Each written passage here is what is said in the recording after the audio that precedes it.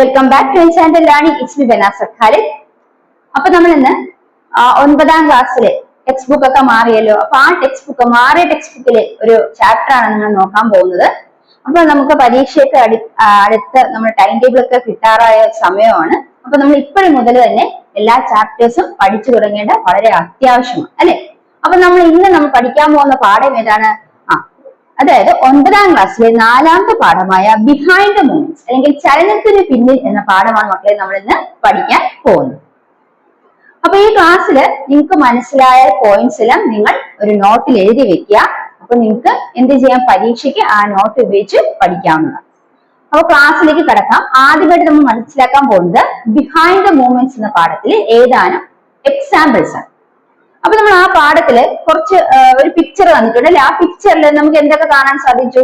പല ക്രീച്ചേഴ്സ്, പല ജീവജാലങ്ങള് പല ആക്ടിവിറ്റീസ് ചെയ്യുന്ന, പല പ്രവർത്തനങ്ങൾ ചെയ്യുന്ന പടമാണ് നമുക്ക് കാണാൻ സാധിച്ചു അല്ലെ?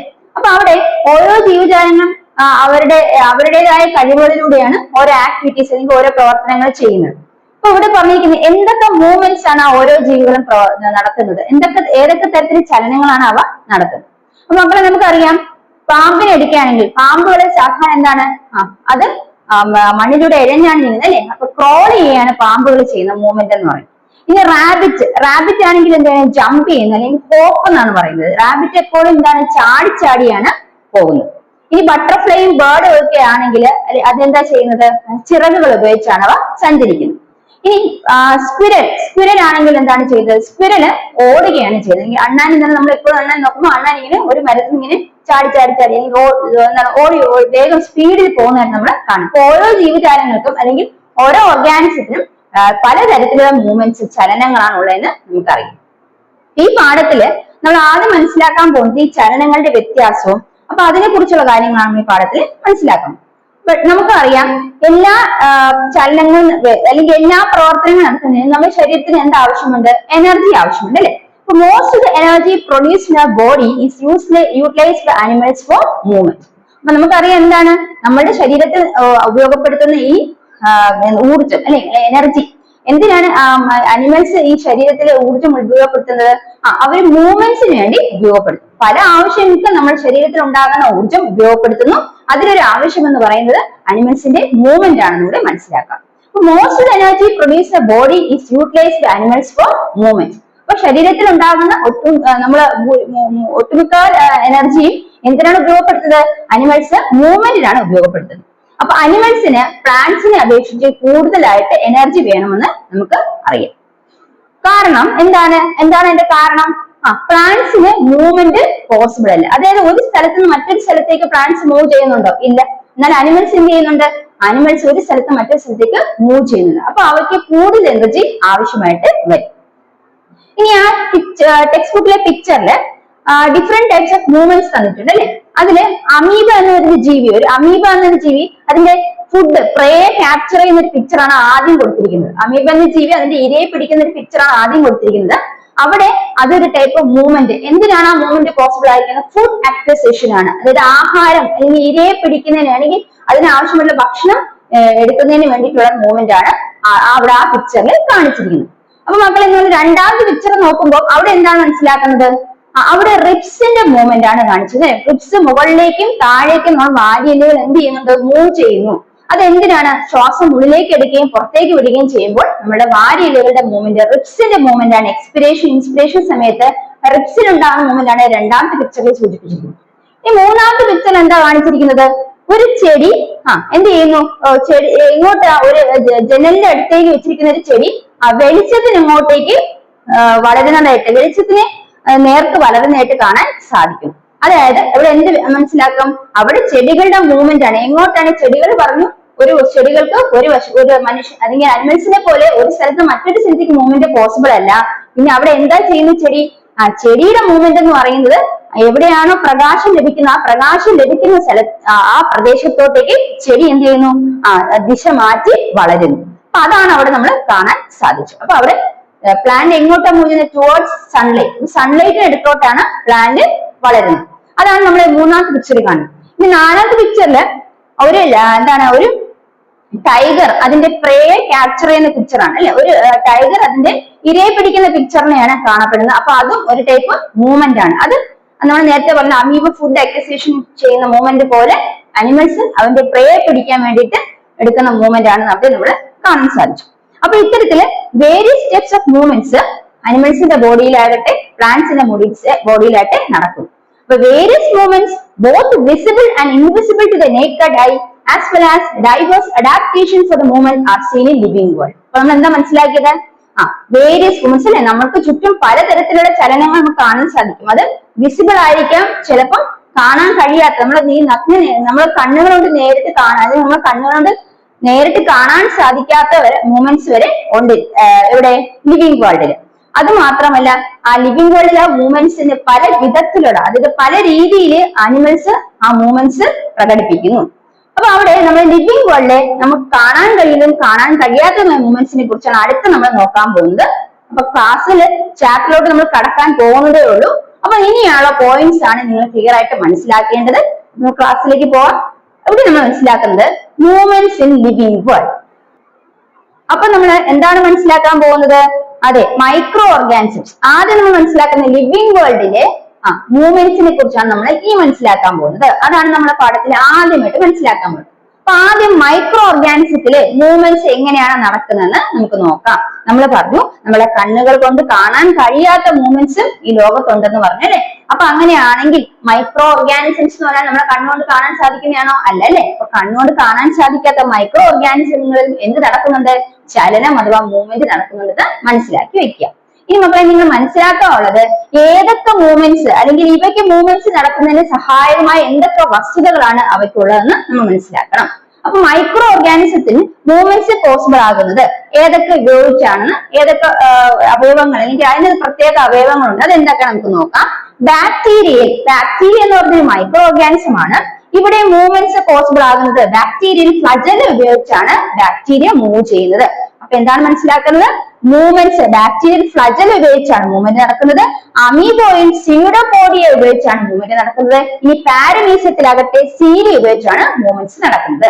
അപ്പൊ ഇവിടെ മനസ്സിലാക്കി ധാരാളം മൈക്രോ ഓർഗാനിസത്തിൽ വിവിധ തരത്തിലുള്ള മൂവ്മെന്റ്സ് നടക്കുന്നുണ്ട്. ആ വിവിധ തരത്തിലുള്ള മൂവ്മെന്റ്സ് ഏതിന്റെയൊക്കെ സഹായത്തോടെയാണ്? ബാക്ടീരിയയിലാണെങ്കിൽ ഫ്ലജലയുടെ സഹായത്തോടെ, അമീബയിലാണെങ്കിൽ സ്യൂഡോപോഡിയുടെ സഹായത്തോടെ, പാരമീസിയത്തിലാണെങ്കിൽ സീലിയുടെ സഹായത്തോടു കൂടി അല്ലെ. അപ്പൊ എന്താ മക്കളെ നമ്മൾ മനസ്സിലാക്കിയത്? മൂവ്മെന്റ്സ് നടക്കുന്നു ഫ്ലജലയുടെ സഹായത്തോടു കൂടി. ഏതിലാണ് ഫ്ലജലയുടെ സഹായത്തോടുകൂടി ചലനം നടക്കുന്നത്? ബാക്ടീരിയ എന്ന സൂക്ഷ്മജീവിയിലാണ് ഫ്ലജലയുടെ സഹായത്തോട് മൂവ്മെന്റ്സ് നടക്കുന്നത്. ഇനി നമ്മൾ മനസ്സിലാക്കേണ്ടത് അമീബ എന്ന് പറയുന്ന സൂക്ഷ്മജീവിയിൽ ചലനം നടക്കുന്നത് സ്യൂഡോപോഡിയ അല്ലെങ്കിൽ കപടപാദത്തിന്റെ സഹായത്തോടു കൂടിയാണ് ചലനം നടക്കുന്നത്. അപ്പൊ അമീബയിൽ കപടപാദത്തിന്റെ സഹായത്തോടെയാണ് ചലനം നടക്കുന്നത്. അതിനുശേഷം നമ്മൾ മനസ്സിലാക്കേണ്ടത് പാരമീസിയത്തിൽ എന്തിന്റെ സഹായത്തോടെ? സീലിയുടെ സഹായത്തോടെയാണ് ചലനം നടക്കുന്നത്. ഇവിടെ എന്ത് മനസ്സിലാക്കി? Movements using flagella in bacteria, അമീബയിലാണെങ്കിൽ സ്യൂഡോപോഡിയ, പാരമീസിയത്തിലാണെങ്കിൽ സീലിയ. ഇത്രയുള്ള മക്കളെ നിങ്ങൾ ഇവിടെ പഠിക്കാനുള്ളത്. മൈക്രോ ഓർഗാനിസത്തിൽ മൂവ്മെന്റ്സ് പോസിബിൾ സഹായിക്കുന്നത് ഏതൊക്കെയാണ്? Micro organism bacterial movement is possible by means of flagella. In case of amoeba, pseudopodium is used for movement, and the third case paramecium cilia is used for movement. So അമീബയിലാണെങ്കിൽ നമ്മൾ പറഞ്ഞു കപടപാദത്തിന്റെ സഹായത്തോടു കൂടി, ബാക്ടീരിയയിലാണെങ്കിൽ ഫ്ലജലയുടെ സഹായത്തോടുകൂടി, പാരമീസിയത്തിൽ സീലിയയുടെ സഹായത്തോടുകൂടിയാണ് ചലനം നടക്കുന്നത്. അപ്പൊ ഇവിടെ നമ്മുടെ ലിവിങ് വേൾഡിലെ ഏറ്റവും ചെറിയ സൂക്ഷ്മ ജീവികളിൽ ചലനം എങ്ങനെ നടക്കുന്നു അല്ലെ? ലിവിങ് ഓർഗാനിസത്തിൽ microorganisms how movement is possible, അതിനെ കുറിച്ച് നമ്മൾ മനസ്സിലാക്കിയത്. അപ്പൊ അടുത്ത നമ്മൾ മനസ്സിലാക്കാൻ പോകുന്നത് അനിമൽസിനെ കുറിച്ചാണ് അല്ലെ. അപ്പൊ അനിമൽസിൽ മൂവ്മെന്റ് എങ്ങനെയാണ് പോസിബിൾ എന്നാണ് നമുക്ക് നോക്കാൻ പോകുന്നത്. അപ്പൊ നമ്മൾ എന്താണ് മനസ്സിലാക്കുന്നത്? മൈക്രോ ഓർഗാനിസത്തിൽ അല്ലെങ്കിൽ സൂക്ഷ്മജീവികളിൽ ചലനം എപ്രകാരമാണെന്നാണ് നമ്മൾ മനസ്സിലാക്കുന്നത് അല്ലെ. അപ്പൊ ഇനി നമ്മൾ മനസ്സിലാക്കാൻ പോകുന്നത് എന്താണ്? അനിമൽസിൽ എങ്ങനെയാണ് മൂവ്മെന്റ് പോസിബിൾ ആകുന്നത്. അപ്പൊ അവിടെ നമ്മൾ മനസ്സിലാക്കുന്നത് മൂവ്മെന്റ് എന്ന് പറയുന്നത് change in a part of the body or position of body with respect to surroundings. അപ്പൊ മൂവ്മെന്റ് എന്ന് പറഞ്ഞാൽ അനിമൽസിനെ സംബന്ധിച്ചോളം change in a part of a body. എന്താണ്? ഒരു ബോഡിയുടെ ഏതെങ്കിലും ഒരു ഭാഗം മൂവ് ചെയ്യുന്നത് മൂവ്മെന്റിൽ വരുന്നതാണ് അല്ലെ. ആ ബോഡിയുടെ ഭാഗത്തിന് എന്തെങ്കിലും മാറ്റം സംഭവിച്ചു, change in a part of a body, ആ ബോഡിയുടെ ഭാഗത്തിന് എന്തെങ്കിലും മാറ്റം സംഭവിച്ചാൽ അത് മൂവ്മെന്റിന്റെ ഭാഗമായിട്ടാണ്. അല്ലെങ്കിൽ or position of body with respect to surroundings, അല്ലെങ്കിൽ എന്താണ് ബോഡിയുടെ പൊസിഷന് മാറ്റം വരുന്നു. എന്തിനനുസരിച്ച്? അതിന് ചുറ്റുപാടിനനുസരിച്ച് ബോഡിയുടെ പൊസിഷന് മാറ്റം വരികയോ ഒരു ബോഡിയുടെ ഭാഗത്തിന് എന്തെങ്കിലും ചേഞ്ച് വരികയോ ചെയ്യുകയാണെങ്കിൽ അതാണ് അനിമൽസിലെ മൂവ്മെന്റ് എന്ന് മനസ്സിലാക്കേണ്ടത്. അപ്പൊ എന്താണ്? ഒരു ബോഡിയുടെ പാർട്ടിന് ചേഞ്ച് വരികയോ അല്ലെങ്കിൽ ആ ബോഡി ചുറ്റുപാടിനനുസരിച്ച് ആ ബോഡിയുടെ പൊസിഷന് മാറ്റം വരികയോ ചെയ്താൽ അതാണ് അനിമൽസിന് മൂവ്മെന്റ് എന്ന് ഉദ്ദേശിക്കുന്നത്. അപ്പൊ ജന്തുക്കളിൽ ചലനം എന്നത് ശരീരത്തിനുണ്ടാകുന്ന മാറ്റമോ അല്ലെങ്കിൽ ശരീരഭാഗത്തിനോ അല്ലെങ്കിൽ ചുറ്റുപാടിനനുസരിച്ച് ശരീരത്തിനുണ്ടാകുന്ന സ്ഥാനമാറ്റത്തുപോലെയാണ് അനിമൽസ് അല്ലെങ്കിൽ ജന്തുക്കളിൽ ചലനം നടക്കുന്നത്. അപ്പൊ ജന്തുക്കളിൽ ചലനം എന്നത് ശരീരഭാഗത്തിനോ ചുറ്റുപാടിനെ അപേക്ഷിച്ച് ശരീരത്തിനുണ്ടാകുന്ന സ്ഥാനമാറ്റത്തിലൂടെയാണ് ജന്തുക്കളിൽ ചലനം നടക്കുന്നത്. So animals movement occurs either by a change in a part of a body or position of body with respect to surroundings. കിട്ടിയോ മക്കളെ? മനസ്സിലായോ? ഇനി അവിടെ മൂവ്മെന്റ്സിന് എക്സാമ്പിൾസ് പറഞ്ഞിരിക്കുന്നത് എന്തൊക്കെയാണ്? Movement of sperms. സ്പേമിന്റെ മൂവ്മെന്റ് എന്ന് പറയുന്നത് മനുഷ്യന് നടക്കുന്ന ഒരു മൂവ്മെന്റ് ആണ് അല്ലെ? അവിടെ എന്താണ്? Movement of sperms. പിന്നെ പെരിസ്റ്റാൾസിസ്, അത് നമ്മുടെ ഡൈജഷനുമായി ബന്ധപ്പെട്ട് നമ്മൾ പഠിച്ചിട്ടുള്ളതാണ്. പെരിസ്റ്റാൾസിസ് അതും മനുഷ്യന്റെ ശരീരത്തിൽ നടക്കുന്ന ഒരു മൂവ്മെന്റ് ആണ്. ഇനി ഹാർട്ട് ബീറ്റ്, എന്താണ് ഹാർട്ട് ബീറ്റ്? ഹൃദയമിടിപ്പ് മനുഷ്യന്റെ ശരീരത്തിൽ നടക്കുന്ന മറ്റൊരു മൂവ്മെന്റ് ആണ്. ഇനി സർക്കുലേഷൻ ഓഫ് ബ്ലഡ്, ബ്ലഡിന്റെ സർക്കുലേഷൻ മനുഷ്യത്തിൽ നടക്കുന്ന മറ്റൊരു മൂവ്മെന്റ് ആണ്. അതുപോലെ വാക്കിംഗ്, റണ്ണിങ്, ജമ്പിങ്, ഓടുക, ചാടുക, ഇതെല്ലാം എന്താണ്? മനുഷ്യ ശരീരത്തിൽ അല്ലെങ്കിൽ മനുഷ്യനിൽ നടക്കുന്ന ചലനങ്ങൾക്ക് ഉദാഹരണങ്ങളാണ്. അപ്പൊ നമ്മൾ മനസ്സിലാക്കിയത് ഇത്രയേ ഉള്ളൂ മക്കളെ. അനിമൽസിൽ മൂവ്മെന്റ് പോസിബിൾ ആകുന്നത് അല്ലെങ്കിൽ അനിമൽസിൽ മൂവ്മെന്റ് എങ്ങനെയൊക്കെ നടക്കുന്നത്? By a change in a part of a body or a position of the body with respect to surroundings. ബോഡിയുടെ അല്ലെങ്കിൽ ശരീരഭാഗത്തിനോ അല്ലെങ്കിൽ ചുറ്റുപാടിനനുസരിച്ച് ശരീരത്തിന്റെ ഉണ്ടാകുന്ന സ്ഥാനമാറ്റത്തെയാണ് എന്ത് പറയുന്നത്? അവിടെ മൂവ്മെന്റ് ആയിട്ട് പരിഗണിക്കുന്നത്. ഇനി അവിടെ എക്സാമ്പിൾസ് നമ്മൾ എന്ത് പറഞ്ഞു? Movement of sperms, peristalsis, heart beat, circulation of blood, walking, running, jumping, etc. are examples of movements in animals. So movements in animals is possible by a change in a part of a body or position of body with respect to surroundings, and the following are the examples. ഇനി എന്താണ് നമ്മൾ ചലനം എന്ന് പറഞ്ഞാൽ? മനുഷ്യനുണ്ടാകുന്ന ചലനം എന്ന് പറയുന്നത് ശരീരഭാഗത്തിനോ ചുറ്റുപാടിനനുസരിച്ച് ശരീരത്തിലുണ്ടാകുന്ന സ്ഥാനമാറ്റത്തെയാണ് മനുഷ്യനിലെ ചലനം എന്ന് സൂചിപ്പിക്കുന്നത്. അതിന് ഉദാഹരണം പറയുകയാണെങ്കിൽ പുംബീജങ്ങളുടെ ചലനം അല്ലെ? സ്പേം അല്ലെങ്കിൽ പുംബീജങ്ങളുടെ ചലനം ഇതാണ്. അത് മനുഷ്യ ശരീരത്തിൽ നടക്കുന്ന ഒരു ചലനമാണ്. അവിടെ പെരിസ്റ്റാൾസിസ് മനുഷ്യ ശരീരത്തിൽ നടക്കുന്ന മറ്റൊരു ചലനത്തിന് ഉദാഹരണമാണ്. ഹൃദയമിടിപ്പ് മനുഷ്യ ശരീരത്തിൽ നടക്കുന്നതാണ് അല്ലെ? ഇനി രക്തപര്യനം മനുഷ്യ ശരീരത്തിൽ നടക്കുന്ന മറ്റൊരു ചലനമാണ്. ഇനി നടത്തം, ഓട്ടം, ചാട്ടം എന്നിവയെല്ലാം മനുഷ്യ ശരീരത്തിൽ നടക്കുന്ന ചലനങ്ങൾക്ക് ഉദാഹരണങ്ങളാണെന്ന് കൂടെ മനസ്സിലാക്കി വെക്കുക. അപ്പൊ ഇത്രയാണ് നമ്മൾ മനുഷ്യ ശരീരം ഞാൻ ഉദ്ദേശിച്ചത് ജന്തുക്കൾ എന്ന് പറയുമ്പോൾ മനുഷ്യന് ഏതിൽ പെടുന്നതാണ്? ജന്തുക്കളുടെ കൂട്ടത്തിൽ മനുഷ്യനെ പരിഗണിക്കാം. അപ്പൊ ജന്തുക്കളിൽ നടക്കുന്ന ശരീരചലനത്തെ കുറിച്ച് നമ്മളിവിടെ മനസ്സിലാക്കിയത്. അപ്പൊ സൂക്ഷ്മജീവികളിൽ നടക്കുന്ന ശരീരചലനത്തെ കുറിച്ച് മനസ്സിലാക്കി. ഈ ജന്തുക്കളിൽ നടക്കുന്ന ശരീരചലനത്തെ കുറിച്ചുമാണ് നമ്മളിവിടെ മനസ്സിലാക്കിയത്. അടുത്ത സസ്യങ്ങളിൽ ഇതുപോലെ തന്നെ ചലനങ്ങൾ നടക്കുന്നുണ്ട്. പക്ഷെ നമ്മൾ മനസ്സിലാക്കേണ്ട ഒരു വസ്തുത എന്താണ്? they can't move from one place to another. അല്ലെ? സസ്യങ്ങൾക്ക് എന്ത് ചെയ്യാൻ സാധിക്കില്ല? ഒരു ഭാഗത്ത് നിന്ന് മറ്റൊരു ഭാഗത്തേക്ക് മറ്റുള്ള ജീവികളെ പോലെ സഞ്ചരിക്കാൻ സാധ്യമല്ല. പിന്നെ അവയിൽ എങ്ങനെയാണ് ചലനം നടക്കുന്നത്? അപ്പൊ നമുക്കത് എങ്ങനെയാണെന്ന് നോക്കാം മക്കളെ. അപ്പൊ മക്കളെ പ്ലാന്റ്സിൽ അല്ലെ? പ്ലാന്റ്സിൽ എങ്ങനെയാണ് ചലനം നടക്കുന്നത്? മൂവ്മെന്റ്സ് പ്ലാന്റ്സിൽ എങ്ങനെയാണ് പോസിബിൾ ആകുന്നത് നമ്മൾ അടുത്ത് നോക്കാൻ പോകുന്നത്. ഈ പ്ലാന്റ്സിന് എന്ത് ചെയ്യാൻ സാധിക്കില്ല? they can't move from one place to another. Even then different types of movements occurs in plants. എന്നിരുന്നാൽ പോലും പ്ലാന്റ്സിൽ പല ടൈപ്പ് മൂവ്മെന്റ്സ് നടക്കുന്നുണ്ട്. ഒരു എക്സാമ്പിൾ പറയുകയാണെങ്കിൽ സീഡ് ജെർമിനേഷൻ, അതായത് വിത്ത് മുളയ്ക്കുന്നത്. സീഡ് ജെർമിനേഷൻ അതൊരു ടൈപ്പ് മൂവ്മെന്റ് ആണ് അല്ലെ? പ്ലാന്റ്സിൽ നടക്കുന്ന മറ്റൊരു മൂവ്മെന്റ് ആണ് സീഡ് ജെർമിനേഷൻ. അടുത്തത് change in part of plants according to certain stimuli. സ്റ്റിമുലസിനനുസരിച്ച് പ്ലാന്റ്സിന്റെ ഭാഗങ്ങൾ ഉണ്ടാകുന്ന വ്യത്യാസം. ഉദാഹരണത്തിന് നേരത്തെ പറഞ്ഞു, ഒരു ചെടി ഒരു ജനലിനടുത്ത് വെച്ചാൽ അത് എങ്ങോട്ട് അഭിമുഖമായി വളരുള്ളൂ? It grows facing to sunlight. എവിടെ നിന്നാണ് സൂര്യപ്രകാശം ലഭിക്കുന്നത് അതിനോട്ട് അഭിമുഖമായി മാത്രമേ ആ ചെടി വളരുള്ളൂ. അല്ലെങ്കിൽ സ്റ്റിമുലസ് അവിടെയാണ് നമ്മൾ പറഞ്ഞത് ഉദ്ദീപനങ്ങൾക്കനുസരിച്ച്. അപ്പൊ വിത്ത് മുളയ്ക്കൽ എന്ന് പറയുന്നത് ഈ സസ്യങ്ങളിൽ നടക്കുന്ന ഒരു ചലനത്തിന് ഉദാഹരണമാണ്. അപ്പൊ സസ്യങ്ങൾക്ക് പൊതുവെ ചലിക്കാൻ സാധിക്കില്ലെങ്കിലും വളർച്ചയുടെ ഭാഗമായും അല്ലാത്ത വിവിധ തരത്തിലെ ചലനങ്ങൾ സസ്യങ്ങൾക്ക് ശരീരത്തിനുള്ളിൽ നടക്കുന്നുണ്ട്. അതിന് ഉദാഹരണമാണ് വിത്ത് മുളയ്ക്കൽ. അതുപോലെ തന്നെ ഉദ്ദീപനങ്ങൾക്കനുസരിച്ച് സസ്യഭാഗങ്ങളിൽ മാറ്റം ഉണ്ടാകുന്നത് നമ്മൾ മനസ്സിലാക്കാം. നമ്മൾ പറഞ്ഞു ഇപ്പൊ ഒരു ചെടി ഒരു ജനലിന്റെ അടുത്ത് കൊണ്ട് വെച്ചാൽ അത് ഏതിന് അഭിമുഖമായി വളരെയുള്ളൂ? സൂര്യപ്രകാശത്തെ അഭിമുഖമായി, എവിടെയാണ് സൂര്യപ്രകാശം ലഭിക്കുന്നത് അതിന് അഭിമുഖമായി മാത്രമേ അത് വളരുകയുള്ളൂ. അപ്പൊ അവിടെയാണ് ഉദ്ദീപനങ്ങൾക്കനുസരിച്ച് സസ്യഭാഗങ്ങൾക്ക് മാറ്റം ഉണ്ടാകുന്നത് മനസ്സിലാക്കേണ്ടത്. അപ്പൊ സസ്യങ്ങളിലെ ചലനങ്ങൾ നമ്മൾ പഠിച്ചത് എന്താണ്? സസ്യങ്ങളിൽ ചലനം നടക്കുന്നത് സസ്യങ്ങളുടെ വളർച്ചയ്ക്ക് വേണ്ടി അല്ലെ? സസ്യങ്ങളിൽ ചലനം നടക്കുന്നു. അതായത് എന്താണ്? സീഡ് ജെർമിനേഷൻ, സസ്യങ്ങളുടെ വളർച്ചയ്ക്ക് വേണ്ടിയാണ് സീഡ് ജെർമിനേഷൻ എന്ന് പറഞ്ഞാൽ for the purpose of growth അല്ലെ? movements occurs in plants for the purpose of growth. Example എന്താണ്? seed germination. Then മറ്റൊന്നെന്താണ്? change in part of plants according to stimuli. So there also movement occurs by means of change in part of plants according to stimuli. എന്താ മനസ്സിലാക്കിയത്? സസ്യങ്ങളിൽ വളർച്ച സാധ്യമാകുന്നത് വിത്ത് മുളയ്ക്കൽ എന്ന് പറയുന്ന ആ പ്രക്രിയ ഒരു ചലനത്തിന് ഉദാഹരണമാണ്. അടുത്ത എന്താണ്? ഉദ്ദീപനങ്ങൾ അനുസരിച്ച് സസ്യഭാഗങ്ങളിൽ മാറ്റം ഉണ്ടാകും എന്ന് പറയുന്നത് സസ്യങ്ങളിൽ ചലനം നടക്കുമെന്ന് നമുക്ക് മനസ്സിലാക്കി തരുന്ന ഒരു ഉദാഹരണമാണെന്ന് കൂടെ ഓർത്ത് വെക്കാം.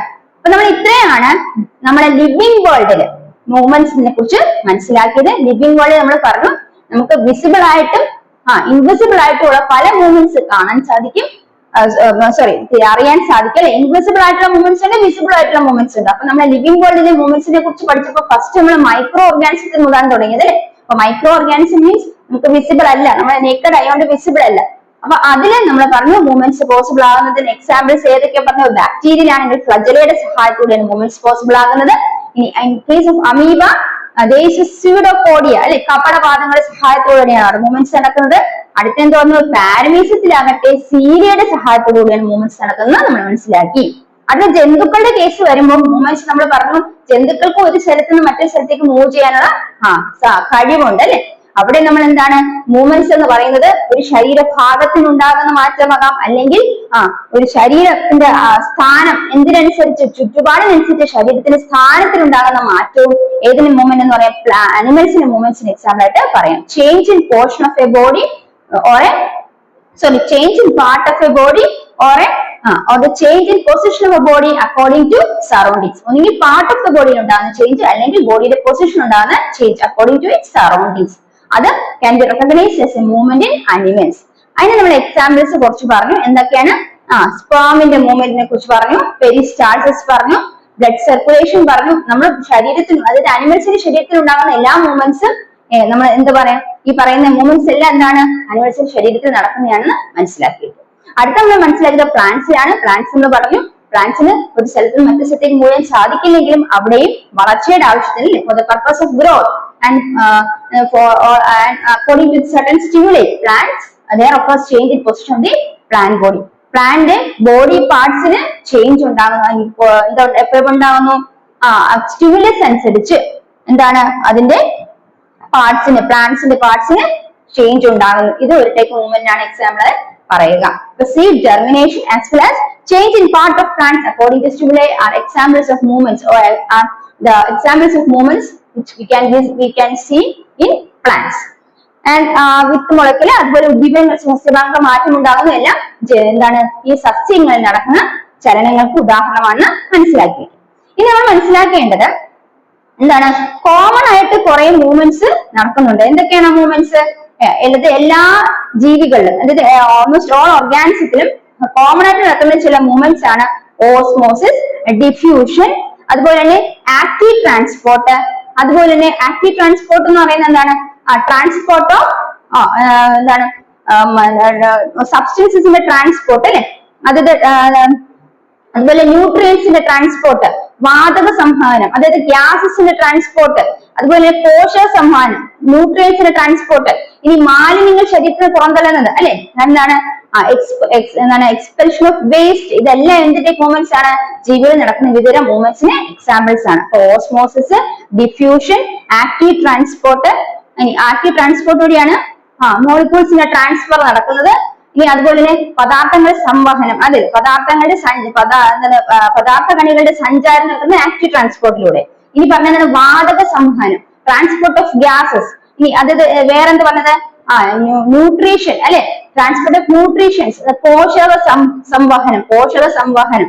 അടുത്ത മൂവ്മെന്റ് എക്സാമ്പിൾ ഏതാ? മാലിന്യങ്ങളുടെ പുറന്തള്ളൽ, എക്സ്പെൽഷൻ ഓഫ് വേസ്റ്റ്. ഇതെല്ലാം എല്ലാ ഓർഗാനിസത്തിലും പൊതുവായി നടക്കുന്ന മൂവ്മെന്റ്സ് ആണെന്ന് ഓർത്തു വെക്കുക. പൊതുവായി നടക്കുന്ന ചലനങ്ങൾക്ക് ഉദാഹരണമാണ് നമ്മളിപ്പോ പറഞ്ഞതില് ഓസ്മോസിസ്, ഡിഫ്യൂഷൻ, ആക്റ്റീവ് ട്രാൻസ്പോർട്ട്, അതുപോലെ തന്നെ transport of gases and nutrients and also expulsion of waste. അല്ലെങ്കിൽ എന്ത് പറയാം? ഓസ്മോസിസ്, ഡിഫ്യൂഷൻ, ആക്റ്റീവ് ട്രാൻസ്പോർട്ട് വഴി പദാർത്ഥ കണികൾക്ക് ഉണ്ടാകുന്ന സഞ്ചാരം, ഇനി വാതക സംവഹനം, പോഷക സംവഹനം, അതുപോലെ മാലിന്യങ്ങളുടെ പുറന്തള്ളൽ. ഇതെല്ലാം ജീവജാലങ്ങളിൽ പൊതുവായി നടക്കുന്ന ചലനങ്ങൾക്ക് ഉദാഹരണമാണെന്ന് ഓർത്തു വയ്ക്കാം. അപ്പൊ മക്കളെ, നമ്മൾ ഇനി മനസ്സിലാക്കാൻ പോകുന്നത് നമ്മളെ ടെക്സ്റ്റ് ബുക്കിൽ കുറച്ച് ഓർഗാനിസത്തിന്റെ പടം കൊടുത്തിട്ട് അതിന്റെ ഏതൊക്കെ രീതിയിലാണ് മൂവ്മെന്റ്സ് ആ ഓർഗാനിസത്തിന് പോസിബിൾ ആകുന്നത്, എന്തിന്റെ സഹായത്തോടെ അവിടെ മൂവ്മെന്റ്സ് നടക്കുന്നതാണ് ചോദ്യം ചോദിച്ചിരിക്കുന്നത്. ആദ്യം തന്നിരിക്കുന്ന പാരമീസിയത്തിനെയാണ്. നമ്മൾ നേരത്തെ തന്നെ പഠിച്ചു, പാരമീസിയൽ മൂവ്മെന്റ് പോസിബിൾ ആക്കാൻ സഹായിക്കുന്ന ഏത് പാർട്ടാണ്? സീലിയ ആണെന്ന് മനസ്സിലാക്കി അല്ലെ? Cilia. Paramecial movement is possible by cilia. ഇനി യൂഗ്ലിന എന്ന് പറഞ്ഞൊരു ജീവിയുണ്ട്, അതൊരു മൈക്രോ ഓർഗാനിസം ആണ്. അപ്പൊ യൂഗ്ലിനയിൽ എന്താണ് ഈ പറയുന്ന മൂവ്മെന്റ് പോസിബിൾ ആകുന്നത് എന്തിന്റെ സഹായത്തോടെയാണ്? ഫ്ലജല്ലയുടെ സഹായത്തോടെയാണ് യൂഗ്ലിനയെ എന്താണ് മൂവ്മെന്റ് പോസിബിൾ ആകുന്നത് മനസ്സിലാക്കാം. ഇനി ഫിഷിന് മൂവ്മെന്റ് പോസിബിൾ ആകുന്നത് ഫിൻസിന്റെ സഹായത്തോടെ, അല്ലെങ്കിൽ ഫിഷിന് എന്തുണ്ടായ ചിറകുകളുണ്ട്, അപ്പൊ ഫിൻസിന്റെ സഹായത്തോടു കൂടെയാണ് ഫിഷ് മൂവ് ചെയ്യുന്നത്. ഇനി വെയില് അല്ലെ, അടുത്ത ഫ്രോഗ് എടുക്കുകയാണെങ്കിൽ ഫ്രോഗ് ഒരു ടാഡ്പോൾ ആയിരിക്കും, അതായത് ഫ്രോഗ്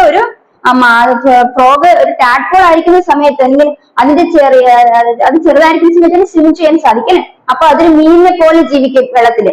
ഇനി അതൊരു ഫ്രോഗ് ആയി കഴിഞ്ഞാലോ അതിന് ജമ്പ് ചെയ്യാൻ പറ്റും, അതുപോലെ എന്താണ് ജമ്പ് ചെയ്യുന്നു, സ്വിം ചെയ്യുന്നു, വാക്കിംഗ്, റണ്ണിങ്, ഇതെല്ലാം ഫ്രോഗിന് ചെയ്യാൻ പറ്റുന്ന മൂവ്മെന്റ്സ് ആണ്. അടുത്ത വെയിലിന്റെ കേസിൽ വെയില്, തിമിംഗലം അല്ലെ, തിമിംഗലം വെയിലാണെങ്കിലോ അതിനും എന്തൊക്കെ ഓർഗാൻസ് ഉണ്ട്, മൂവ്മെന്റിന് സഹായിക്കുന്ന അവയവങ്ങൾ ഏതൊക്കെയാന്ന് ചോദിച്ചാല് ഫിന്നുണ്ട്, ടെയിലുണ്ട്, അതുപോലെ തന്നെ ഫ്ലിപ്പേഴ്സ് എന്ന് പറയുന്ന ഒരു ഓർഗാനും കൂടെ വെയിൽസിൽ കാണപ്പെടും. ഫ്ലിപ്പേഴ്സ് എന്ന് പറയുന്നത് എന്താണ്? ഫിംഗേഴ്സ് ഇല്ലാത്ത ലിംഫ്, അതായത് എന്താണ് നമ്മൾ പറയുന്ന എന്താണ് മൂവ്മെന്റിന് സഹായിക്കുന്ന, അതായത് കൈ പോലെ നമുക്ക് തോന്നും പക്ഷെ കൈയല്ല, അപ്പൊ ചിറക് പോലെ അല്ലാന്ന് വെച്ചാൽ ചിറക് പോലെ. അപ്പൊ അങ്ങനത്തെ ഒരെണ്ണമാണ് എന്ത്? വെയിലിനുള്ളത് ഫ്ലിപ്പേഴ്സ്. അപ്പൊ വെയിലില് മൂവ്മെന്റ് പോസിബിൾ ആകുന്നത് ടെയിലിന്റെ സഹായത്തോടെ, ഫിൻസിന്റെ സഹായത്തോടെ, അല്ലെങ്കിൽ ഫ്ലിപ്പേഴ്സിന്റെ സഹായത്തോടെയാണ് കൂടെ മനസ്സിലാക്കി വെക്കുക. ഇനി ബേർഡ്സിന്റെ മൂവ്മെന്റ്സ് പോസിബിൾ ആകുന്നത് വിങ്സിന്റെ സഹായത്തോടെ ഓർത്ത് വെക്കുക. അപ്പൊ നമ്മൾ മനസ്സിലാക്കിയത് ഇവിടെ എന്താണ്? പാരമീസത്തിനാണെങ്കിൽ സീലിയുടെ സഹായത്തോടെ മൂവ്മെന്റ് പോസിബിൾ ആകുന്നത്, യൂഗ്ലിനയാണെങ്കിൽ ഫ്ലജല്ലയുടെ സഹായത്തോടു കൂടി, ഇനി ഫിഷിലാണെങ്കിലോ ഫിൻസിന്റെ സഹായത്തോടെ, വെയിലിന്റെ കേസിലാണെങ്കിൽ നമുക്ക് പറയാം ടെയിലിന്റെ സഹായത്തോടെ, ഫിൻസിന്റെ സഹായത്തോടെ, ബൈ മീൻസ് ഓഫ് ഫ്ലിപ്പേഴ്സ്. ദെൻ ഫ്രോഗിലാണെങ്കിൽ നമ്മൾ പറഞ്ഞ ടാഡ്പോൾ ആണെങ്കിൽ ഇന്ന് സ്വിം ചെയ്യാൻ പറ്റും, ഇനി കുറച്ച് വലുതായി കഴിഞ്ഞാൽ ഫ്രോഗ് ആയി കഴിഞ്ഞാൽ അതിന് സാധിക്കാം അത് റൺ ചെയ്യാം, ജമ്പ് ചെയ്യാം, സ്വിം ചെയ്യാം, എല്ലാം ചെയ്യാൻ സാധിക്കും. ഇനി ബേർഡ്സിലാണെങ്കിൽ വിങ്സിന്റെ സഹായത്തോടെ അവിടെ മൂവ്മെന്റ് പോസിബിൾ ആകും. അപ്പൊ ഇത്രയാണ് നമ്മൾ ആ ടെക്സ്റ്റ് ബുക്കിലെ മൂവ്മെന്റ്സിന്റെ കുറച്ച് എക്സാമ്പിൾസ് കൊടുത്തിരിക്കുന്നത്. ഏതൊക്കെ ഓർഗൻസിന്റെ സഹായത്തോടെ ഈ മൂവ്മെന്റ്സ് ഈ ജീവികളിൽ നടക്കുന്നതാണ് നമ്മൾ അവിടെ പറഞ്ഞത്. സോ മീൻസ് ഓഫ് മൂവ്മെന്റ്സ് ആണ് അവിടെ നമ്മൾ ഇപ്പൊ എക്സ്പ്ലെയിൻ ചെയ്ത് എന്താണ് ആ ഓർഗാനിസംസും മീൻസ് ഓഫ് മൂവ്മെന്റ് ആണ് നമ്മൾ നോക്കിയത്. അപ്പൊ ഇത് മനസ്സിലായ മക്കളെ? അപ്പൊ നമ്മൾ അടുത്ത് പഠിക്കാൻ പോകുന്ന ടോപ്പിക്, നമ്മൾ ഇത്ര നേരം പഠിച്ചുകൊണ്ടിരുന്നത് തന്നെ ലിവിംഗ് വേൾഡിലെ മൂവ്മെന്റ്സിനെ കുറിച്ചാണ്. അടുത്ത് നമ്മൾ കുറച്ചും കൂടെ ഈ പാഠത്തിന്റെ ഉള്ളിലേക്ക് കയറി തുടങ്ങി എന്താണ് ബോഡി മൂവ്മെന്റ്സിനെ കുറിച്ചാണ് അടുത്ത് മനസ്സിലാക്കാൻ പോകുന്നത്.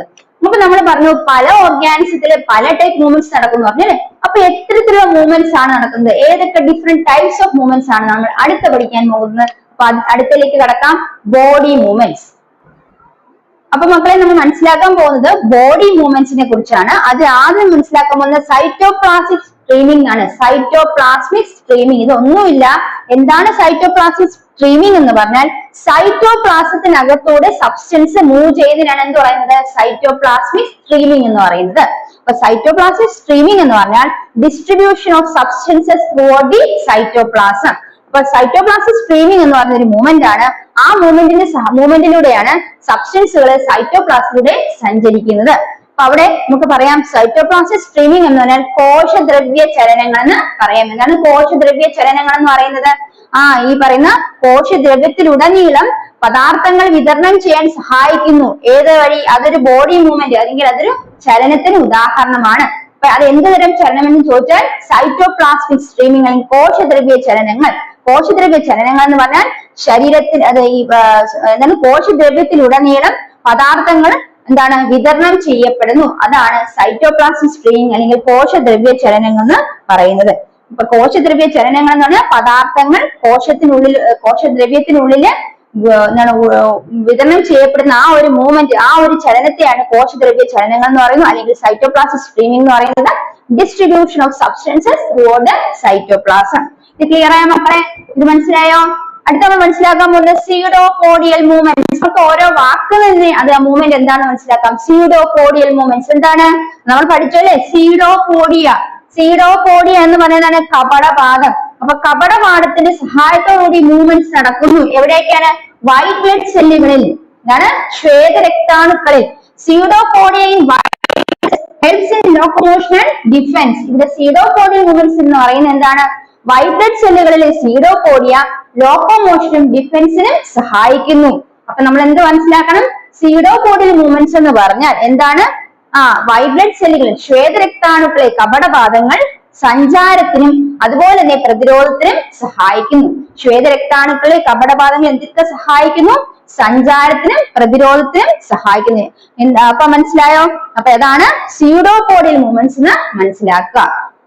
സ്യൂഡോപോഡിയൽ മൂവ്മെന്റ്സ് എന്ന് പറയുന്നത് ശ്വേതരക്താണുക്കളെ കപടപാദങ്ങൾ സഞ്ചാരത്തിനും അതുപോലെ പ്രതിരോധത്തിനും സഹായിക്കുന്നു. ഇത് ഒരുതരം മൂവ്മെന്റ്സ് ആണ്, എന്താണ് ഒരുതരം ചലനമാണെന്ന് മനസ്സിലാക്കുക. അപ്പൊ നമ്മൾ രണ്ട് തരം ചലനമാണ് ആദ്യം മനസ്സിലാക്കിയത്. ഒന്ന് സൈറ്റോപ്ലാസ്മിക് സ്ട്രീമിംഗ്, കോശദ്രവ്യ ചലനങ്ങൾ എന്ന് പറയുന്നു. അവിടെ കോശദ്രവ്യത്തിലുടനീളം എന്താണ് പദാർത്ഥങ്ങളുടെ ചലനം നടക്കുന്നു. അതായത് distribution of substances throughout the cytoplasm. അതാണ് സൈറ്റോപ്ലാസ്മിക് സ്ട്രീമിംഗ് എന്ന് മനസ്സിലാക്കുക. അടുത്ത എന്താ പറഞ്ഞത്? സ്യൂഡോപോഡിയൽ മൂവ്മെന്റ്സ്. എന്താണ് സ്യൂഡോപോഡിയൽ മൂവ്മെന്റ്സ് എന്ന് പറയുന്നത്? നമ്മൾ മനസ്സിലാക്കി സ്യൂഡോപോഡിയ എന്നത് കപടപാദമാണ് മനസ്സിലാക്കി അല്ലെ? അപ്പൊ സ്യൂഡോപോഡിയയുടെ സഹായത്തോടു കൂടിയാണ്, എവിടെയുള്ള സ്യൂഡോപോഡിയ? വൈറ്റ് ബ്ലഡ് സെൽസിൽ കാണപ്പെടുന്ന സ്യൂഡോപോഡിയയുടെ സഹായത്തോടു കൂടി ലോക്കോമോഷൻ ഡിഫൻസ് നടക്കുന്നുവെങ്കിൽ ആ മൂവ്മെന്റിനെ വിളിക്കാം സ്യൂഡോപോഡിയൽ മൂവ്മെന്റ്സ് എന്ന് വിളിക്കാം. അല്ലെങ്കിൽ നമ്മൾ എന്ത് പറയാം? സ്യൂഡോപോഡിയൽ മൂവ്മെന്റ്സ് എന്ന് പറഞ്ഞാൽ എന്താണ്? കപടപാദങ്ങളുടെ സഹായത്തോടു കൂടി ശ്വേതരക്താണുക്കളിലെ കപടപാദങ്ങളുടെ സഹായത്തിനുകൂടി സഞ്ചാരവും പ്രതിരോധവും നടക്കുന്നു. അപ്പൊ കപടപാദങ്ങൾ ശ്വേതരക്താണുക്കളുണ്ട്, അവ എന്തിനു സഹായിക്കുന്നു? സഞ്ചാരത്തിനും അതുപോലെ പ്രതിരോധത്തിനും സഹായിക്കുന്നത് മനസ്സിലാക്കുക. അതാണ് സ്യൂഡോപോഡിയൽ ചലനം എന്ന് ഓർത്തുവെക്കുക. അപ്പൊ ഇതാണ് സ്യൂഡോപോഡിയൽ മൂവ്മെന്റ്സ് അല്ലെങ്കിൽ സ്യൂഡോപോഡിയൽ ചലനം എന്ന് ഓർത്തുവെക്കുക. അപ്പൊ ഇത്രയാണ് രണ്ട് മൂവ്മെന്റ്സ് നമ്മളിപ്പോ ക്ലിയർ ആക്കിയത്. നിങ്ങൾക്ക് മനസ്സിലായ മക്കളെ? അടുത്ത രണ്ട് മൂവ്മെന്റ്സ് നമുക്ക് പഠിക്കാനുണ്ട്. അത് ഏതൊക്കെയാണെന്ന് നോക്കാം. മക്കളെ അടുത്ത പഠിക്കാൻ പോകുന്ന മൂവ്മെന്റ് ഫ്ലജല്ലാർ മൂവ്മെന്റ് ആണ്, അല്ലെങ്കിൽ ഫ്ലജല്ലാർ ചലനമാണ്. ഇവിടെ നമ്മൾ മനസ്സിലാക്കേണ്ടത് ഫ്ലജല്ലയുടെ സഹായത്തോടെയാണ് മൂവ്മെന്റ് നടക്കുന്നത്, അല്ലെങ്കിൽ ചലനം നടക്കുന്നത് ഫ്ലജല്ലയുടെ സഹായത്തോടു കൂടിയാണ്. അപ്പൊ ഉദാഹരണം പറയുകയാണെങ്കിൽ സ്പേം സെല്ലുകളിൽ ഫ്ലജലമുണ്ട്. ഈ ഫ്ലജലം സ്പേമിനെ റീപ്രൊഡക്റ്റീവ് ട്രാക്റ്റിലേക്ക് മൂവ് ചെയ്യാൻ സഹായിക്കുന്നു. അപ്പൊ sperm cells flagellum on the sperm cells, a motion of sperm cells flagellum which propels the sperms to the reproductive tract. Female reproductive tractiലേക്ക് സ്പേമിനെ പ്രൊപ്പൽ ചെയ്യാൻ പോകാൻ സഹായിക്കുന്ന സ്പേം സെല്ലിന്റെ മൂന്ന് മോഷനെ സഹായിക്കുന്നത് സ്പേം സെല്ലുകളുള്ള ഫ്ലജലമാണെന്ന് ഓർത്തുവെക്കുക. അപ്പൊ സ്പേമിലുള്ള ഫ്ലജലമാണ് ഇവിടെ റീപ്രൊഡക്റ്റീവ് ട്രാക്ട്, ഫീമെയിൽ റീപ്രൊഡക്റ്റീവ് ട്രാക്റ്റിലേക്ക് മൂവ് ചെയ്യാൻ സഹായിക്കുന്നത്. അപ്പൊ അതെന്ത് മൂവ്മെന്റ് ആണ്? ഫ്ലജല്ലാർ മൂവ്മെന്റ് ആണെന്ന് ഓർത്തുവെക്കുക. അതായത് പുംബീജങ്ങൾ പുംബീജങ്ങൾ റീപ്രൊഡക്റ്റീവ് ട്രാക്റ്റിലേക്ക് മൂവ് ചെയ്യാൻ സഹായിക്കുന്ന, അല്ലെങ്കിൽ ആ പുംബീജങ്ങളുള്ള എന്താണ് ഫ്ലജല്ലയാണ് അതിന് സഹായിക്കുന്നതെന്ന് ഓർത്തുവെക്കുക. അപ്പം എന്താണ് റീപ്രൊഡക്റ്റീവ് ട്രാക്റ്റിലേക്ക്, പ്രത്യുൽപാദന അവയവസ്ഥയിലേക്ക് പുംബീജങ്ങളെ എത്തിക്കാൻ സഹായിക്കുന്ന പുംബീജങ്ങളുടെ ഫ്ലജല്ലയാണ്. അപ്പൊ പുംബീജങ്ങൾക്കുള്ള ഫ്ലജല്ല എന്ന് പറയുന്ന ആ അവയവമാണ് എന്ത് ചെയ്യുന്നത്? ഈ പറഞ്ഞ പ്രത്യുൽപാദന വ്യവസ്ഥയിലേക്ക്, സ്ത്രീകളുടെ പ്രത്യുൽപാദന വ്യവസ്ഥയിലേക്ക് പുംബീജങ്ങൾ എത്തിച്ചേരാൻ സഹായിക്കുന്നത്. അപ്പൊ അത് എന്ത് മൂവ്മെന്റ് ആണ്? Flagellar movement, ഫ്ലജറാൽ ചലനമാണെന്ന് ഓർത്തുവെക്കുക. ഇനി മനസ്സിലായത് അടുത്ത മനസ്സിലാക്കാൻ പോകുന്നത് സീലിയറി മൂവ്മെന്റ് ആണ്. സീലിയറി മൂവ്മെന്റിന് ഉദാഹരണം പറയുകയാണെങ്കിൽ നമ്മൾ ഓവത്തില് എന്താണ്? ഓവത്തിനെ ഫലോപ്പിയൻ ട്യൂബുകളിലേക്ക് മൂവ് ചെയ്യാൻ സഹായിക്കുന്ന ഓവത്തിലുള്ള ഒരു മൂവ്മെന്റ് ആണ് ciliary movement. Movement of ova through എന്താണ്? Fallopian tube. അതായത് ഓവത്തിനുള്ള മൂവ്മെന്റ് ആണ് എന്ത് ടൈപ്പ് മൂവ്മെന്റ്? സീലിയറി മൂവ്മെന്റ് എന്ന് ഓർത്തുവെക്കുക. അപ്പൊ അണ്ടവാഹിനി കുഴലിലേക്ക് എത്തപ്പെടുന്ന മൂവ്മെന്റ് ആണ് എന്ത്? സീലിയറി ചലനം എന്ന് ഓർത്തുവെക്കുക.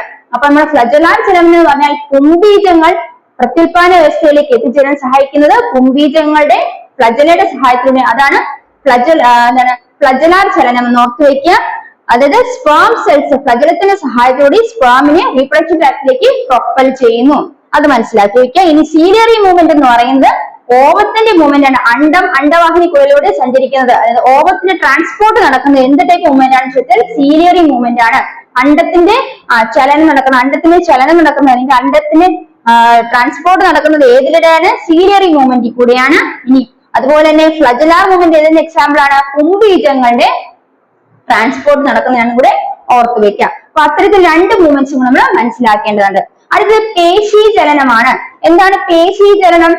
നമ്മളുടെ പേശികളുടെ സങ്കോചം, അതായത് പേശികൾ തിരിച്ച് പൂർവ്വ അവസ്ഥയിലേക്ക് എത്തുന്നു, അല്ലെങ്കിൽ കൺട്രാക്ഷൻ റിലാക്സേഷൻ ഓഫ് മസിൽസ് എന്ന് പറയുന്നത് ഒരു മൂവ്മെന്റ്സിന് എക്സാമ്പിൾ ആണ്. എന്താണ്? പേശി ചലനം അല്ലെങ്കിൽ മസ്കുലാർ മൂവ്മെന്റ്. അല്ലെങ്കിൽ എന്ത് പറയാം?